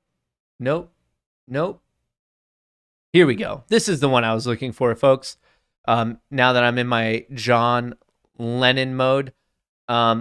Graphic designers wanted me to let all of you know a whole bunch of new Moon Gang gear, and in celebration of the new drop, MG10 for 10% off your entire order. So if you were looking to get anything and you're like, I don't want to play full price, all new gear. It's just a new season of gear, accessories, hats. Actually, where was the jacket? I wanted to find there's a new bomber jacket. A bunch of new gear. It's somewhere in here. Ooh, I want this. Hey, I want this. A bomber jacket. I need that. Hey, I need that. Anyway, MG10, 10% off, bunch of new gear, if that's something that matters to you.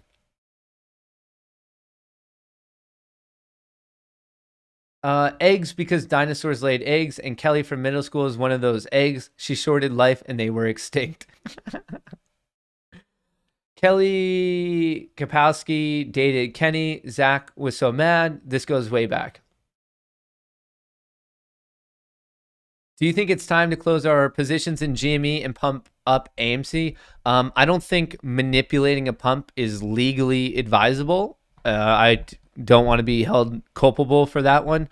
And in terms of GME, I'm long on GME. I'm long on AMC.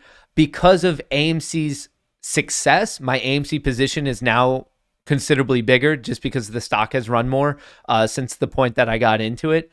But I don't plan on getting out of my current GME position. But hey, do whatever you think's best. The name of the game is for you to make money. Do what you think is best. If you want to buy credit swap spreads on tulips and you think that's best, I think it'll lose you money. But if you think that's best, have at it. Mr. Miyagi once said, it's okay to lose to opponent. It's never okay to lose to fear. I think you mean it's okay to lose to an opponent. It's not okay to lose to fear. Ducky, no fear, buy and hodl. I'm a plant from the future, and I came to tell apes that AMC and GME will squeeze and tendies will rain from the sky. Sorry, I had to let you know. So we got that. This is not FUD. This is verified. I can see because it's a super chat, and all super chats are 100% legitimate. Del Mundo is from the future. He's telling us that one day it will rain tendies. Hey, Matt, driving from Michigan to Philly right now for my work. My question for you is best cheese steak in Philly. Buy and hodl. I would recommend one of two, Jim's or Delisandro's. If you're in the Philly area, those are two of my favorites, Jim's and Delisandro's. Both are very, very good. It looks like GME is going boom, boom goes the dynamite. And AMC is also picking up, looking to get above 33.50. Boom goes the dynamite. What's going on, Cody? I watch everything you put out. I watch it. I like it. Subscribe. I've convinced myself that spending 1 hour learning other stuff could be more beneficial to my trading career than learning more about dark pools. Okay, fine. You win. I'll watch this damn video. You'll learn quite a bit from it. And also, if you don't want to watch the whole thing, just watch it, the clips on that clips channel. What is this? Hello? Thoughts, please, on Patrick Weiland's childish AMC failing video. Also, 1,000 shares required period to trade of any sort of options. No, that's just to sell covered calls. Very hard to talk like this. I have no idea who Patrick Weiland is, so I don't really care. I could check it out, but if he's just posting a failing video, great. He could short it, and this is getting painful. He could short it, and let's see who wins. Like, I don't care what he does. If Mr. Weiland, whoever this is, dude I've never heard of before, if he wants to short it, let him short it, and let's see who's right. I think we're going to be right. It's that simple. If they want to do it, go for it. Whatever. Have at it. Also, 100 shares, no. 100 shares is required for a covered call. Matt, I just sent you a message on Twitter. Please view the short video. We need your thoughts. Travis, I will check that out after stream. I am hesitant to bring up things that are just sent to me because the bots and the shills and the keyboard warriors could take advantage of that and get me to play or do something that gets me in more trouble with our overlord. That is Susan on YouTube. Emperor Susan. Do you think that's how it runs in YouTube meetings? Like whenever Susan's in there, people like run up and they like get on their knee and they like bend over and they offer up their keyboard to her. Cause like obviously you have to put a San Francisco like twist on it. But that's how I imagine all big tech meetings go. Like if you're there at Google, if you're there at YouTube, or if you're in Facebook, like whenever you're in front of the CEO, they're like, sorry, my lord, sorry. And they either have their mouse or their keyboard. That's just, I don't know. I've worked in tech before on the East Coast, but I think we do it a little bit differently on the East Coast than they do it on the West Coast. But just an idea. If anyone who works in big tech on West Coast can confirm that, let me know. If you can't confirm it, well, definitely just don't let me know because like I'd like to live in my own reality of how it works out there. Sorry, Susan. Sorry, Susan.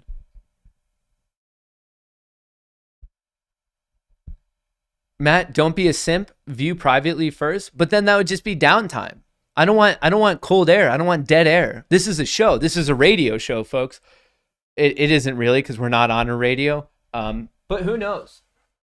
The one thing I've learned about entertainment is you can't have dead air. That's why I just ramble on endlessly and say stupid things because it's better than just sitting here like silence. Don't be a simp. Isn't a simp? How is that a simp? I feel like people need to really look up the definition of simp and shill because I think it's used erroneously all the time. Speaking of erroneously, what's the word of the day? Word of the day. It is berate. Berate. To scold or condemn vehemently and at length. So basically, if any of you, whoa,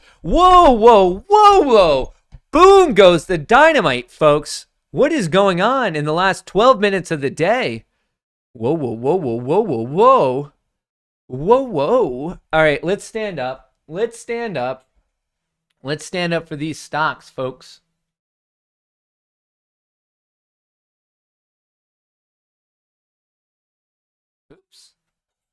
I don't think that's good. I heard something fall, but we'll worry about that later. NBD. NBD. Nope, that's too high. Too high. All right. Boom goes the dynamite, obviously. See, I told you. Brought you some boom candles from the future. Shout out Del Mundo. Is OnlyFans considered big tech? Oh, of course. Of course it is. Wait, these things have magic powers. Okay, Matt, I've been in the Discord for months and setting up Moongang Minecraft server. Can you DM me your number? Yeah, Fuzzy G, can you DM me on blah blah blah Discord? To be fair though, I've never played Minecraft in my life. Plot twist, someone messages you, hey pal, open this message I sent you real quick on stream. Is Kenny G. He sent his Wayne to you to get you shadow banned. That actually happened to me once in my early streaming days. People noticed that I was checking my Twitter throughout the day, like my notifications, and someone sent me phallus.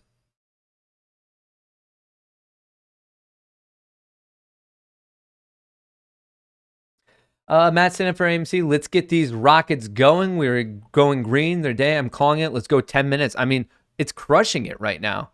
GME, here, let's mark out the green move. 157.65. 157. We're going to get it before I can mark it out. All right, I'll just do 67. But just so you know, we're moving. We're moving and we're grooving. In terms of AMC, 35.20. So right here. 35.20. Let's do this thing. There we go. That's the green move on AMC. We can do it. I have faith. I feel God in this Chili's tonight. I just want to run a Texas Roadhouse. Just one. Just one. Well, hello. Some viewers coming in. Kind of curious about what's going on with AMC. So for all the new viewers, the main thing you need to take away from today is that Kelly is almost 100% proven to be a Citadel plant from my early life. That's what you need to know. That's like the only thing you've really missed out on.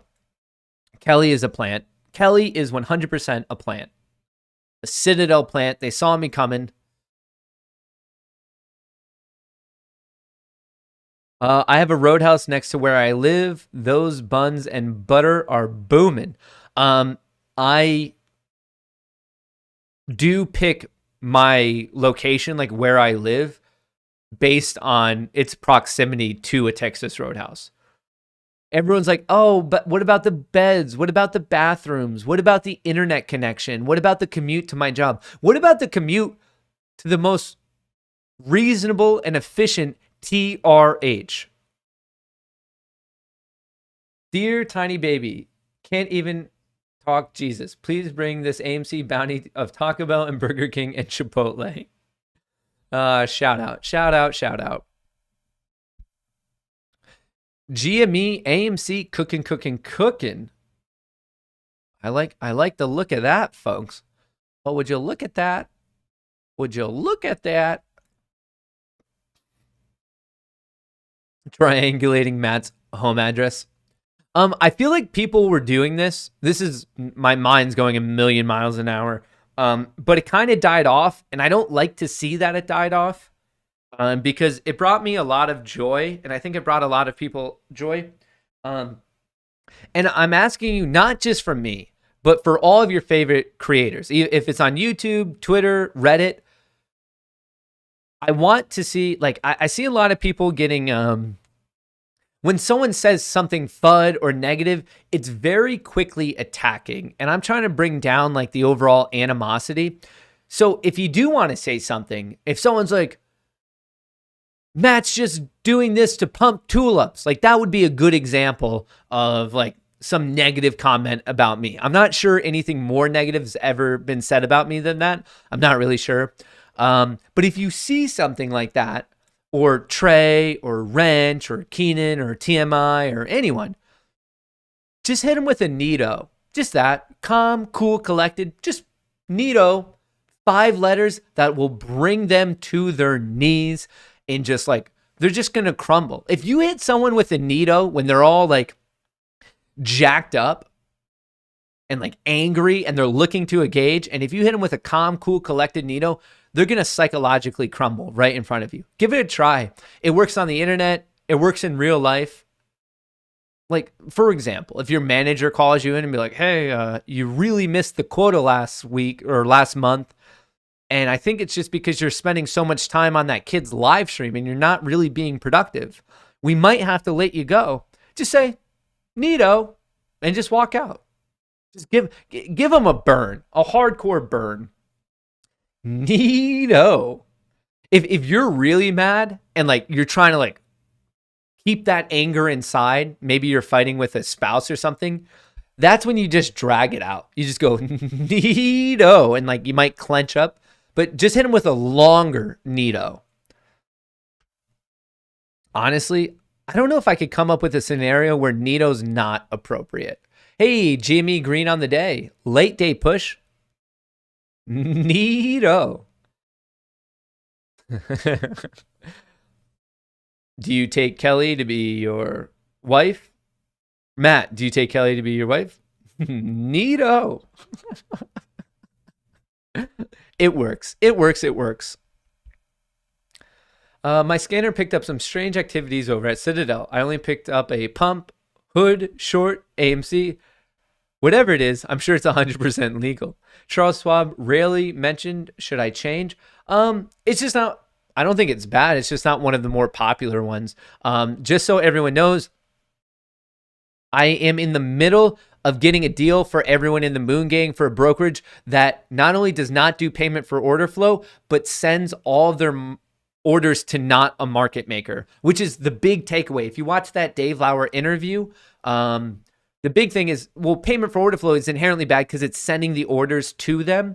But something like Fidelity, even though they're not payment for order flow, unless you're routing orders, which you can obviously route your own orders, they're still by their own volition sending most of the orders to Citadel. The name of the game is to get less orders to Citadel, less orders to Virtu, and I'm working on getting a deal with for all of you that on that brokerage, no payment for order flow, and they do not route orders to market makers. I'm hoping to be able to get it. Like, it's not mine or anything. It's a brokerage you already know about, but I'm just trying to get a better deal for all of us. So hopefully by the end of this week, hopefully at the latest early next week. So you're asking, I'm bringing this up because you're asking about switching from Charles Schwab. Maybe if you just want to pump the brakes for a day or two, just for me to see if I could get us a non-payment for order flow and a non-market maker brokerage. If you're an options trader, you're SOL. This does not trade options. This is just for stock. But also, I don't know of any brokerage that does options, no payment for order flow and options anyway. Because even Fidelity does payment for order flow when it comes to options. What would be one that doesn't do payment for order flow? I guess something's going on with options. I actually don't know of a brokerage, maybe Interactive Brokers, but I think you pay a fee then. Maybe I'd have to look into that.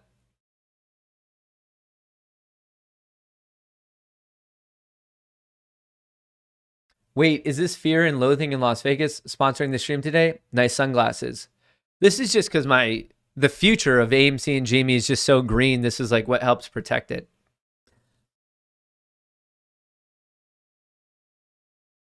Someone just said, it's Robin Hood, ain't it?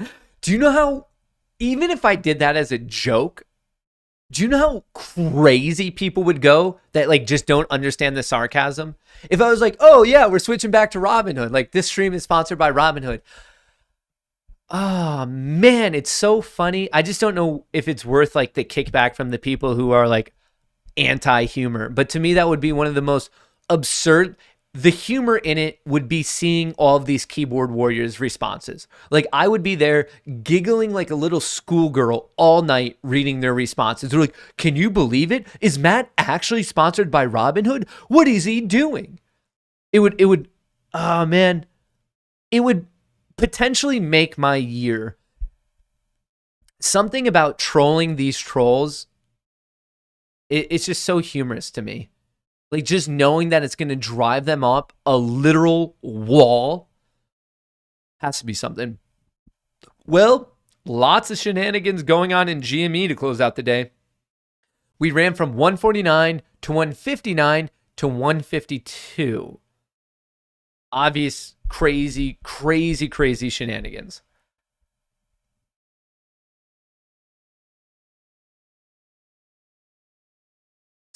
Something. Holy moly, guacamole. We are less than a minute for the market to close. AMC is at 33.60, and then GME is at just below 152. IWM green on the day. Robinhood at 46.60, whatever. Still wouldn't buy it. How do I feel about Cash App? I don't really have many thoughts on Cash App. I haven't used it, so I can't say anything positive or negative. I do believe it's somehow involved in payment for order flow, though, but don't quote me on that. I'd have to look into it. All right. Ding, ding, ding. Casino is closed, folks. That's what I have for you today on Tuesday, August 3rd. So here is the dealio. I will be posting an update video tonight on this channel about AMC and GME. On the Matt Kohrs Clips channels, that's where you're going to be able to see the clips of the Dave Lauer interview, but the entire interview is on this channel. I will be streaming tomorrow, 9 to 11, 2 to 4. The midday session will have some lo-fi music on the other channel, so you guys can still all talk to each other and just listen to some music while you're eating lunch and doing whatever you need to do. But another day in the books. Shout out to everyone. Thank you to the members. Thank you to the Discord members. Thank you if you were just here messaging. I appreciate it. Thank you. Shout out to everyone who dropped a like, did anything. I appreciate the support. You guys are absolutely phenomenal. From the bottom of my heart, you guys are the best. I love this. I love this little corner of the internet that we've carved out for ourselves. So overall, check out the Dave Lauer interview. Check out the Dave Lauer clips. I will be posting an update video tonight, and then I'll be streaming 9 to 11 and then 2 to 4 also tomorrow. No matter what YouTube tells you, I will be somewhere. That's what I have for you. Thanks for the support. And then mainly remember, for me and Chair, best of luck in the markets.